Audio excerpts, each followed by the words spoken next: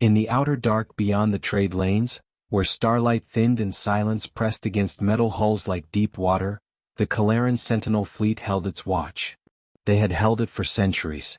Across 3 spiral arms, the Kalaran were known for one thing above all others: they saw everything. Their empires had risen not from brute force, though they had plenty of that. Not from diplomacy, though none denied their cold mastery of negotiation.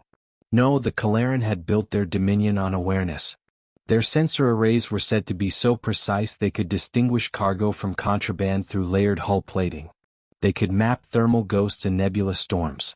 They could predict ambushes before enemy captains had finished whispering them across sealed bridges. Among the elder species, a saying had spread and hardened into accepted truth. You could hide from claws, you could hide from guns, you could not hide from Kalaran eyes. So when the first human ships began appearing at the edges of Council space, the Kalaran did not regard them with fear. Only curiosity. Then contempt. Humans were new. That was always their first offense. In the galaxy's oldest halls, youth was mistaken for ignorance and ignorance for weakness. Species that had endured for 100,000 years looked upon humanity the way mountains might look upon sparks. Bright for a moment, perhaps, but brief, fragile, and inconsequential. The Kalaran thought much the same. From their capital moon of Telvar Prime, beneath towers of black crystal and silver signal spines, Fleet Marshal Varesh addressed the assembled council with the calm certainty of one who had never needed to raise his voice to be obeyed. The humans are inventive, he said, his long fingers clasped behind his back. His voice emerged measured and deep, each word carrying the disciplined cadence of a lifetime in command. Their propulsion is inelegant, their tactics irregular, and their diplomacy emotionally unstable. But they are not invisible. Nothing is. Around the chamber, lenses glowed. Frilled diplomats shifted. Neural-crowned envoys shared quiet chemical signals of agreement. On the suspended display at the center of the hall, a map of the Perseus Drift unfolded in blue light. Human commercial routes had begun creeping closer to Kalaran-controlled passageways. Human rescue ships had been seen where no rescue ship should have survived. Human survey craft had crossed radiation belts that older species labeled impassable. Human patrol vessels had reached worlds the Council charts still tagged with warnings written generations earlier. The Council found this irritating. The Kalaran found it insulting. Most insulting of all were the stories. A freighter crew from the Yell Confederacy claimed a human corvette had appeared beside them inside a plasma storm after every automated beacon had failed.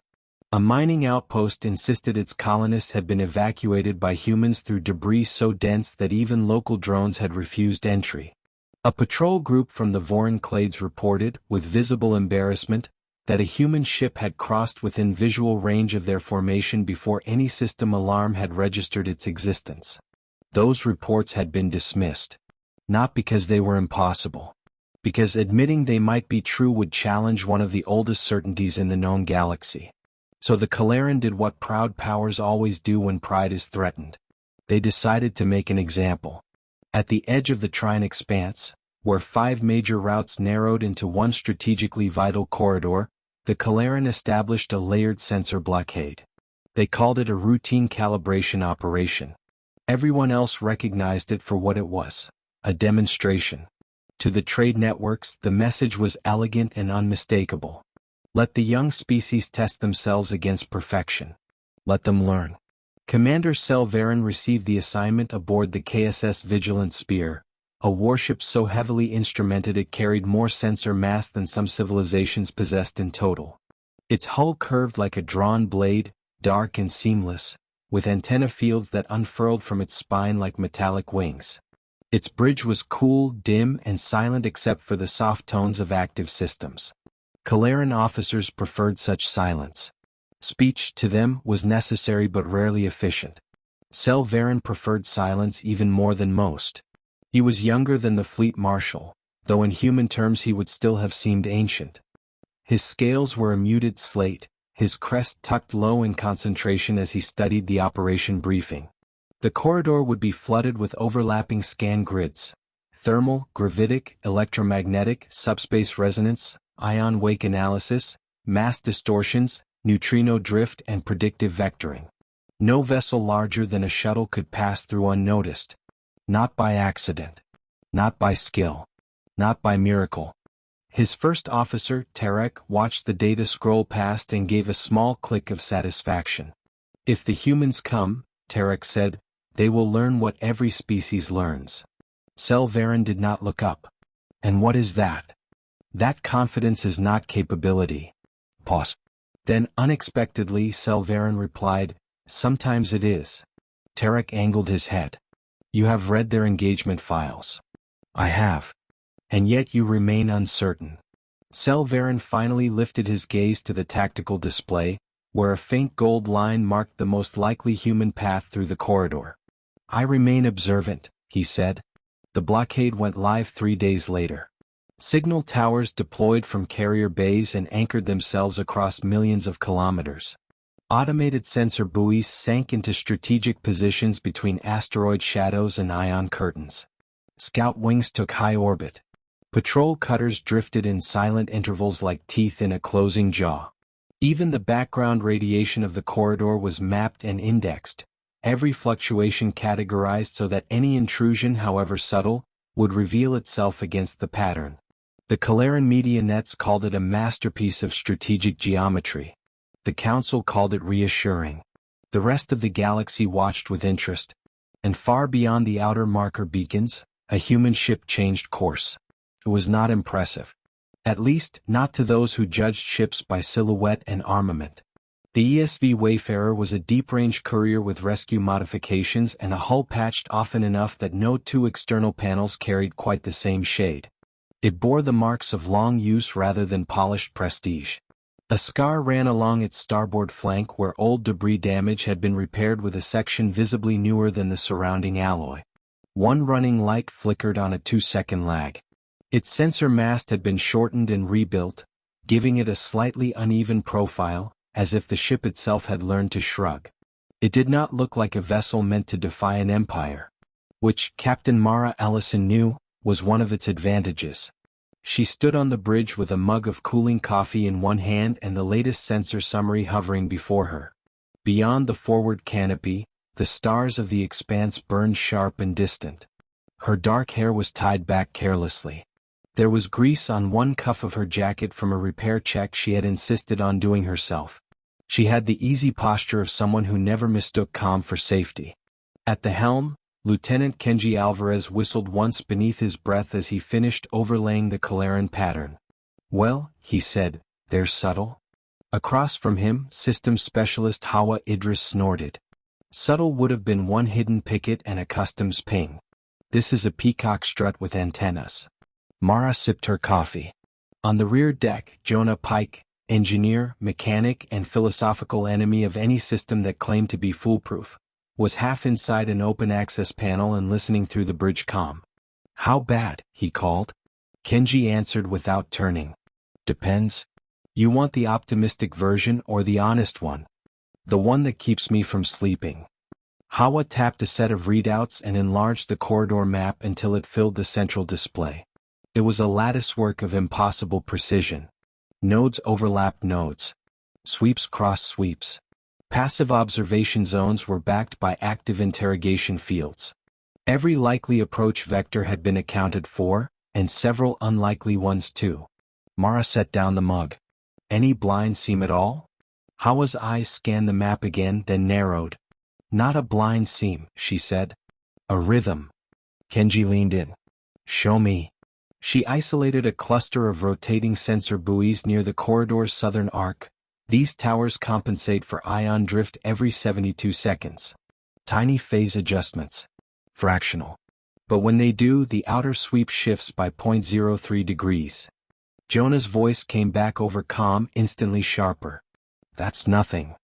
That's space, Mara said. Nothing is plenty. Kenji rubbed his jaw. Even if we thread that gap, the passive grid will still catch our wake.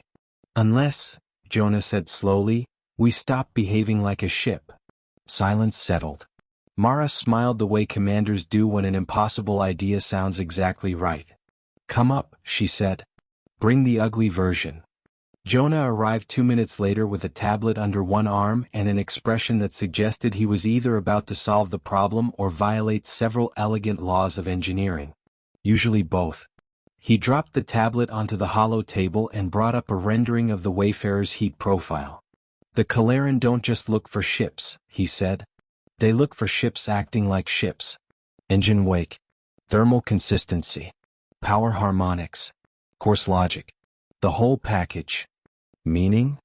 Kenji asked. Meaning if we keep trying to be a clean, coherent vessel, they'll see us. So we don't. Hawa's eyes lit with reluctant interest. You want to make us look like debris. Not debris, Jonah said. Debris doesn't maneuver. I want us to look like noise. He began highlighting systems one by one.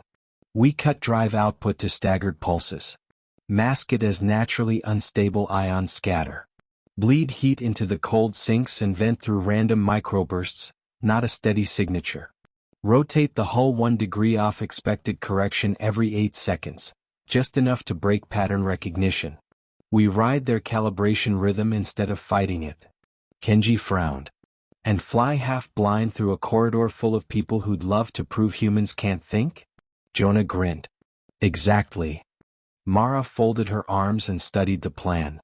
It was absurd. It was dangerous. It depended on timing, nerve, trust, and a willingness to let the ship drift just close enough to chaos that every human instinct trained toward control would start screaming. In other words, it was the sort of thing humans had survived by doing for millennia. Not because they were fearless. Because fear had never stopped them from trying. Any objections? She asked. Kenji lifted a hand. Just one. When this works, I'd like history to note I hated it. Hawa raised 2 fingers. Same. Jonah looked insulted. You people never appreciate art. Mara let the smile linger one moment longer, then it vanished. Listen carefully, she said. This isn't about showing off. A relief convoy is due through this corridor in 31 hours. Civilian transports. Medical stores. Atmosphere processors. If the Kaleran decide to hold them for inspection just to make a point, people on the line colonies will suffer. We get through, we prove the corridor isn't sealed, and their narrative cracks. She glanced from face to face. We're not doing this because we want them to underestimate us. They've already done that. We're doing it because people need passage, and because somewhere along the line too many powers started confusing control with wisdom. No one spoke. They did not need to. The Wayfarer turned toward the Trine expanse. Hours later, Commander Selvarin stood on the Vigilant Spears Bridge and watched scan grids bloom in silent perfection across his tactical sphere. Every buoy reported. Every patrol ship aligned. The corridor glowed with intersecting layers of certainty. Any activity? He asked. Tarek consulted the feed. Routine trade on outer approach vectors. No anomalies. Selvarin gave a faint nod. He did not know why his attention lingered on the southern arc. Perhaps because the human files remained in the back of his mind. Not the public reports, their exaggerations and politics, but the quieter records, the ones buried in military summaries and rescue logs. Human captains who ran toward distress calls. Human colonists who survived on worlds marked uninhabitable. Human soldiers who ignored tactical hopelessness the way others ignored weather. Human engineers whose solutions looked reckless right up until they worked. Primitive, some Kaleran analysts had called them. Selvarin was unconvinced. Primitive species did not unsettle empires. 8 million kilometers away, the Wayfarer entered the outer sensor wash. No alarms sounded. Not because the Kaleran had missed them. Because, for the first 5 seconds, there was nothing to miss. The ship's main drive had fallen silent. Power had been redistributed so unevenly that the vessel's own systems seemed to hesitate between functions. Internal lighting dimmed and brightened by design. Cooling loops cycled irregularly. Kenji flew not along a smooth vector but in tiny, ugly corrections that made the ship resemble a piece of unstable wreckage nudged by cross-current radiation. It felt wrong. Every second of it. Mara gripped the back of her chair and said nothing. Hawa monitored the external sweep. Passive net brushing us. Light. No lock.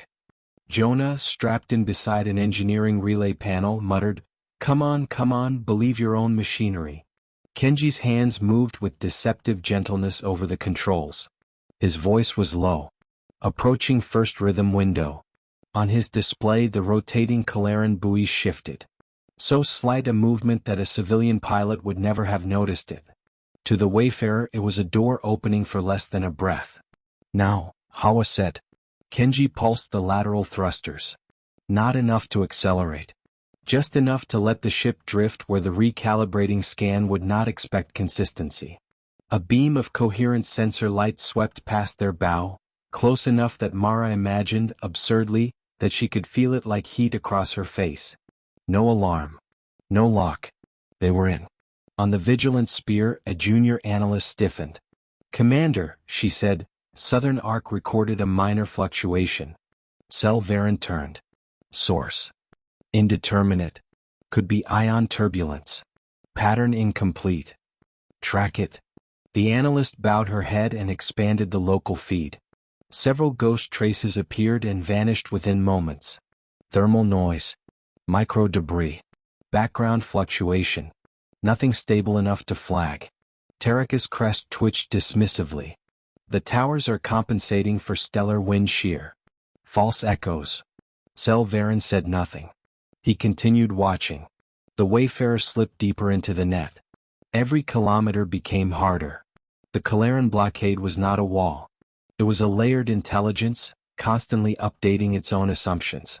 The deeper they went, the more those assumptions converged. Hawa's fingers flew over her console as she monitored every sniff of active inquiry. Twice she ordered a heat vent. Once she cut it off midway when she realized the pattern was too symmetrical. Jonah manually rerouted coolant through reserve sinks until frost crept along deck seams. Kenji let the ship roll with agonizing slowness so that their silhouette against the local radiation field kept changing, never settling into recognizably intentional geometry. Mara listened to their breathing. That, more than anything, told the truth. Not the calm voices. Not the technical readouts. The breathing. Fast, then held. Shallow, then steady, human beings teaching their own fear to wait. At the second calibration window, they crossed between two patrol arcs so narrowly that the underside cameras filled with the passing shadow of a Kalaran cutter. It glided beneath them, sleek and lethal, close enough that the wayfarer's hull softly ticked with static interference. Kenji did not blink. Jonah whispered, "That's too close." Mara answered, "We're still alive." "That's your standard?" "It's a good one." Hawa suddenly looked up. "Problem." Everyone turned. "A passive correlation engine just tagged us as unresolved anomaly class 7. It hasn't triggered a command review yet, but if we persist on this vector for another 90 seconds it will." Jonah swore under his breath. Kenji said, "Alternates?" "Two. One is impossible. The other is worse." Mara nodded once. "Worse?" Hawa rerouted the display. A cluster of sensor buoys ahead formed a shifting cage of overlapping sweeps, dense enough that even random drift would appear suspicious if not perfectly timed. Jonah stared. "You're joking." "No," Hawa said. "I save that for funerals." Kenji inhaled slowly. "If I pitch us through the lower seam, we'll expose the starboard sink array. That'll spike our thermal edge," Jonah said. "If you don't," Mara replied, "we get reviewed and we're done." Another breath. Kenji settled his hands. "Then let's ruin somebody's confidence." The wayfarer moved. For one terrible, beautiful stretch of seconds, human calculation met alien certainty. Kenji cut the bow correction one heartbeat early, allowed the ship to yaw farther than any sane pilot would permit, then snapped a whisper of thrust through the lower ports. The vessel dipped, rolled, and slid beneath a converging scan line while Jonah simultaneously dumped stored heat into a burst pattern Hawa had disguised as ion fragmentation. To Kalaran instruments it looked like nonsense. Not absence, not stealth, nonsense. And nonsense was harder to categorize than threat. On the vigilant spear, the junior analyst's crest lifted sharply. "Commander, multiple unresolved fluctuations, Southern Arc, Sector 9. Source." She hesitated. "There is no consistent source." Tarek stepped closer, irritation entering his voice. "Then it is not a source." Cell Varen held out a hand. The analyst transferred the feed. He studied the scatter. For a moment he saw what Tarek saw, noise. Then he noticed the intervals. Not uniform. Not mechanical. But bounded. As if whatever caused them understood precisely how far from pattern it could drift before becoming a pattern itself. His eyes narrowed. "Deploy a probe wing," he said. Tarek looked surprised. "For turbulence?" "For uncertainty." The probe wing launched. A dozen dart-shaped drones streaked from the vigilant spear and descended into the southern arc, their own detection suites tuned far narrower than the main blockade net. Faster. More curious. Less proud. On the Wayfarer, Hawa's face lost color. Probe launch. 12 units. Search spread. Jonah slapped a palm against the relay panel. Of course the lizards get curious now. Mara's mind moved instantly through options. Run and they would be exposed. Hold and the probes would eventually resolve them. Fight and the blockade would descend with righteous fury. So she chose the human answer. Change the game. "Can we talk to them?" she asked. Kenji turned. "To the probes?" "To the fleet." Silence. Then Hawa astonishingly smiled. "Oh," she said. "That's rude." Mara's expression answered for her. Hawa opened a narrow beam channel and piggybacked it beneath the same noisy signatures they had been using to confuse detection. Not a hack. Not quite. More like a whisper threaded through static. She targeted the Vigilant Spear's command band and sent a burst packet. For 3 seconds nothing happened. Then on Selvaren's bridge, a signal bloomed across the secure channel. Every officer froze. Tarek hissed, "Impossible." Selvaren did not move. The transmission opened. A human woman's voice, calm and unmistakably real, crossed the silent bridge. "Kalaran Command Vessel, this is Captain Mara Ellison of the Earthship Wayfarer." Several officers turned at once, scanning instruments in disbelief. The human voice continued. "Before anyone embarrasses themselves by pretending this was luck, I'd like to note that your southern calibration rhythm is elegant but predictable, your passive engines assume sane thermal behavior, and your probe wing is about 20 seconds from discovering exactly how unimpressed we are." On the Wayfarer's bridge, Jonah covered his face with one hand. Kenji whispered, "We're all going to die." Mara ignored him. On the Vigilant Spear, outrage rippled like a physical force. Tarek stepped forward. "Human vessel, identify your exact position and power down immediately." Mara's reply came at once. "No." The single word hung in the air. Not shouted, not panicked, simply refused. Selvaren took one step toward the command relay. "Captain Ellison," he said, his voice even, "you have illegally penetrated a secured military sensor corridor." "That depends," Mara replied, "on whether you're enforcing safety or performing theater." Around him officers stiffened. Selvaren said, "You are in violation. And civilians are about to be denied passage because your government needs a demonstration," Mara answered. "So here's one from our side." She paused. "When a system is built around proving itself infallible, it stops asking whether it's right." No one on the Kalaran bridge spoke. Not because the accusation was unfamiliar. Because it had arrived from inside their own net. Tarek found his voice first. "You think this stunt proves human superiority?" Mara laughed softly, and the sound unsettled Selvaren more than anger would have. "No," she said. "It proves something much simpler. You built your sensors to catch every ship. You never imagined a species stubborn enough to stop acting like one." Jonah mouthed, "Please stop insulting the heavily armed Empire." Kenji did not look up from the controls. Too late for that. Selvaren studied the shifting anomalies on his display and understood, perhaps for the first time, what humanity's older encounters had been trying to say. The humans were not special because they ignored limits. They were special because they treated limits as conversations. He opened a new panel and isolated the probe wing. 3 were already drifting off search geometry, confused by the noise pattern. 2 had begun chasing false heat ghosts. The rest were converging too slowly. The human captain had been correct. He felt, to his surprise, not humiliation, but admiration. Tarek saw his expression and recoiled. "Commander?" Selvarin made his choice. "Recall the probes," he said. The bridge went still. Tarek stared at him. "Commander, the vessel is within our grasp." "No," Selvarin replied quietly. "It is within our lesson." Tarek's voice sharpened. "Fleet regulations require." "I know our regulations." The words were not loud, but they ended the objection. Selvarin activated the channel again. "Captain Ellison," he said, "state your intent."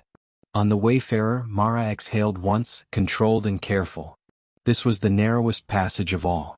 "To cross," she said. "To continue on a relief route. And to make one point clear enough that your council cannot ignore it." "Which is?" "That perfect detection is not the same as perfect understanding." Across the stars, the Kalaran commander stood in silence. He thought of Telvar Prime. Of polished chambers where certainty was worn like ceremonial armor. Of ancient species so accustomed to being correct that they no longer recognized curiosity as strength. He thought of the countless ways power defended itself, not only with fleets and laws but with stories. Stories about who led, who followed, who taught, who learned. And here, inside the most sophisticated blockade his civilization had ever deployed, a patched human courier had done the one thing old empires feared most. It had rewritten the story. "Proceed," Selvarin said at last. Tarek turned sharply. Several officers looked up in disbelief. On the Wayfarer no one moved. Mara blinked. "Repeat that." "Proceed," Selvarin said again. "You have made your point." Jonah stared at the comm speaker as if it had become supernatural. Kenji whispered, "That was easier than expected." Hawa shot him a look. "Do not insult fate while we're inside the Tiger." Mara's voice returned, slower now. Respectful. "Commander, why?" Selvarin looked out at the tactical sphere, where one impossible human ship moved through layers of Kalaran certainty like a question no one else had thought to ask. "Because," he said, "there is dishonor in pretending not to see what stands before you." The Wayfarer continued. "Not hidden, not escorted, not chased. Passed through." When the human ship emerged from the far side of the Trine expanse, the first witnesses were traders. Then survey crews. Then a convoy pilot who happened to be recording local traffic and nearly dropped his feet in shock when a battered Earth courier slid out of the supposedly impenetrable Kalaran sensor corridor and resumed course like it had merely taken a scenic route. The footage spread before official statements could contain it. Across the networks, the image became legend. The Wayfarer, scarred hull glinting in distant starlight, drifting out from under the shadow of an empire's certainty. Reactions came fast. Some laughed, some denied, some demanded inquiries. The Yell Confederacy released archived reports of prior unexplained human passages. The Vorin Clades quietly corrected their own dismissed sensor logs. Independent analysts began dissecting fragments of the event, each revelation more damaging to Kalaran pride than the last. No, the blockade had not simply missed the ship. Yes, the humans had penetrated its layered net deliberately. Yes, the command vessel had opened direct communication. And yes, the Wayfarer had been permitted to continue. The council erupted. Fleet Marshal Varesh received Selvarin in the same black crystal chamber where the operation had first been approved. The display above them now showed not elegant maps but a storm of public commentary, diplomatic requests, and strategic assessments. The old certainty had cracked, and through that crack came noise, political, cultural, undeniable. Varesh stood with his hands behind his back. "You disobeyed the spirit of the operation," he said. Selvarin inclined his head. "I obeyed reality. The human vessel should have been detained." "It could have been destroyed," Selvarin replied. "Not detained. There is a difference." Varesh turned. "You admire them." Selvarin considered the accusation. "Yes," he said. It was not the answer the Marshal expected. "Why?" Selvarin looked up at the shifting record of the event. Because admiration, he thought, was the honest name for what ancient powers felt when youth did not behave as expected. When the new arrived not merely brave enough to challenge the old, but generous enough to do so without cruelty. "Because they do not confuse order with wisdom," he said at last. "Because when they encounter a wall they ask what else it might be." Because they crossed our net not to conquer, but to keep open a route others needed. Varesh's eyes narrowed. And because they humiliated us. Selvarin met his gaze. No, he said. Because they offered us the chance not to humiliate ourselves. Meanwhile, the relief convoy crossed the corridor under intense observation and to the irritation of several proud officials without incident. The Kalaran could not justify delays now that the myth of absolute necessity had been broken. Medical supplies reached the line colonies. Atmosphere processors were delivered. 1,000 lives were quietly improved because one small ship had passed where it was not supposed to pass. That mattered most to Mara. Days later, aboard the Wayfarer, the crew sat in the galley amid mismatched chairs, exposed pipework, and the familiar smell of machine oil and reheated food. A news segment hovered on the wall screen showing experts arguing over whether the event represented a failure of Kalaran doctrine, a triumph of human asymmetrical reasoning, or a simple embarrassment inflated by politics. Jonah pointed a spoon at the screen. I vote embarrassment. Hawa leaned back, boots braced on a lower rung. I vote doctrine failure dressed as embarrassment. Kenji sipped tea and shook his head. You're both wrong. This is what happens when a species gets so proud of its map that it forgets space exists. Mara looked at them and smiled. There was grease under Jonah's nails, a burn mark on one of Hawa's sleeves, faint shadows under Kenji's eyes from the concentration the run had demanded. Nothing mythic. Just people. That was always the part the galaxy got wrong. Humans were rarely at their most extraordinary when they looked grand. Not in polished parades or triumphant speeches or the tidy legends others later preferred to tell. They were extraordinary in cramped bridges and broken stations, in freezing dark and bad odds, in the moments where comfort had already failed and kindness or courage had to take over. They were extraordinary because they kept choosing one another. The screen shifted to a fresh statement from the Kalaran fleet. To everyone's surprise, it was not a denial. It was brief, formal, and astonishingly direct. Commander Selvarin of the KSS Vigilant Spear acknowledged that the human vessel Wayfarer had exploited doctrinal rigidity within the blockade and stated that future Kalaran tactical doctrine would be revised to account for adaptive irregular intelligence. Jonah barked a laugh. Adaptive irregular intelligence. That's one way to say human nonsense. Hawa lifted her cup. I'd put it on a plaque. Kenji looked at Mara. You think he meant it? Mara considered.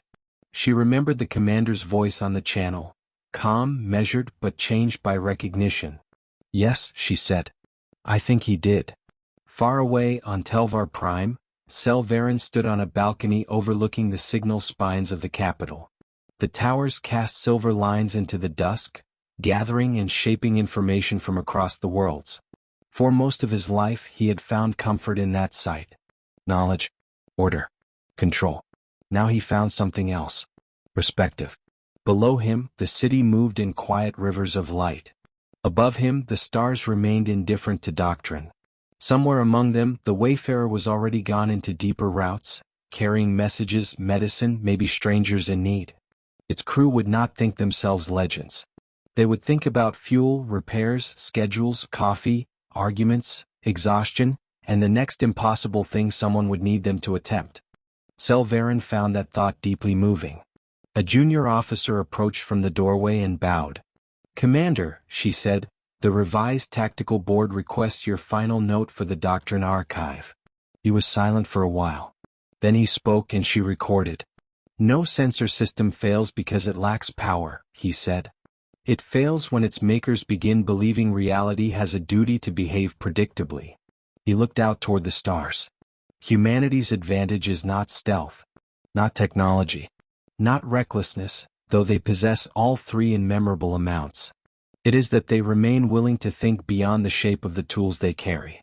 They improvise not because they are chaotic, but because they are alive to possibility. The officer hesitated. Shall I include your concluding line, Commander? Selvarin gave the smallest nod. Include it. She waited. And Selvarin, veteran of ancient fleets, servant of one of the proudest civilizations in the known galaxy, said the words that would later be studied in academies far beyond his own world. Never build a system that only catches the obedient. The line spread nearly as far as the footage of the Wayfarer itself. On Earth and her colonies, it was quoted with delight. Among neutral worlds, it became a caution against arrogance. Among military scholars, it became the foundation of 100 new debates. But among ordinary people its meaning was simpler. Human beings had once again done what humanity always did at its best. Not merely survive, not merely win, but reveal something hidden inside the assumptions of everyone else. Weeks later, the Wayfarer answered a distress call from a cargo tug with a cracked reactor shield. There was no audience. No Empire watching.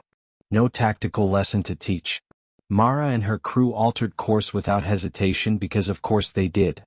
As they worked, the tug's frightened pilot asked over comm, "Aren't you the ship that crossed the Kalaran corridor?" Jonah, elbows deep in a maintenance cavity, groaned. "Oh no."